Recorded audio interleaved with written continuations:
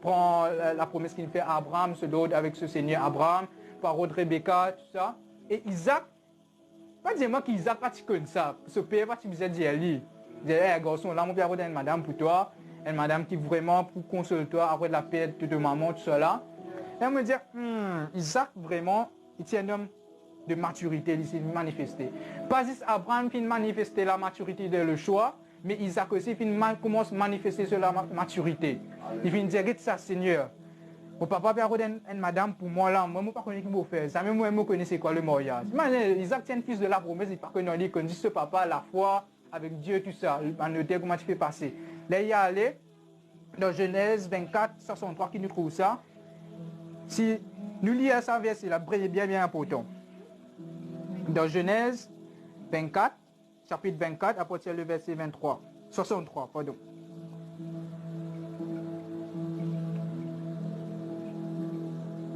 Amen. Est-ce que tout le monde peut recevoir lui? Amen. Un soir, note ça bien. Un soir qu'Isaac était sorti pour méditer dans les champs. Virgule, il leva les yeux, virgule, et regarda, point virgule, et voici, virgule, des chameaux arrivés. Alléluia. Qu'est-ce que tu as dans virgule là et point virgule, ça qui t'a montré quand c'était la consécration d'Isaac était. Amen. La consécration Isaac déterminée qui a été Madame Nimbungeya après. Quand le père spirituel il dit, fais tes choix quand tu as une vie de spiritualité bien haute. Et c'est qu'Isaac tient là. Isaac a manifesté ça avant. Pas oublier, Isaac tient un homme de la même nature que nous. Isaac est un homme comme nous, pareil. Et c'est ça qu'il vient manifester. Et c'est qui me suis menacé, je ne sais comprendre, qui Isaac peut méditer en ce lieu-là? Pas dans la parole de Dieu, pas dans la Bible, non rien. Mais qui peut méditer? Mais pourtant, ici, nous, Isaac méditait dans les champs. Et c'est là où on fait prendre compte, Isaac était un homme pieux. Il était un homme de révérence. Il était un homme de respect pour Dieu. Et nous vous trouvons plus tard dans la vie de mariage pour manifester ça dans une crise. Amen. Ça montre nous qu'Isaac était un homme qui compte en la présence de Dieu. Il a envie de connaître de ce mariage comment il behave. Et c'est là, il est dans le champ pour méditer, il demande bon Dieu, il demande le Dieu de ce Père. Et Seigneur, mon bois d'un mariage, comment vous allez vivre? Peut-être Isaac a le mariage d'Abraham et Sarah aussi, il trouve en difficulté. Il dit Seigneur, moi pas envie de passer là-dedans aussi.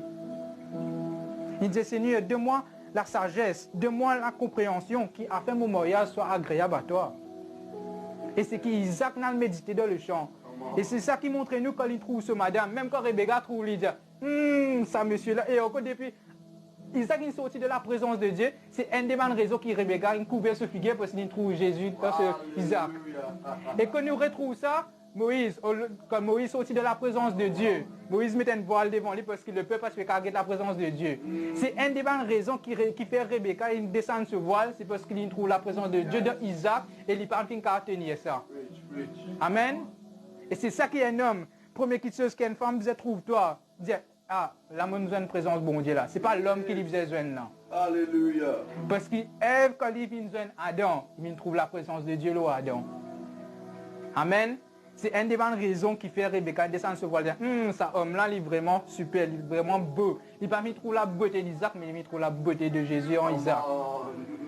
Et là, quand Rebecca, tu faisais descendre ce voile, obligé de trouver la gloire de Dieu, il faisait descendre la tête ça. Amen. La révérence.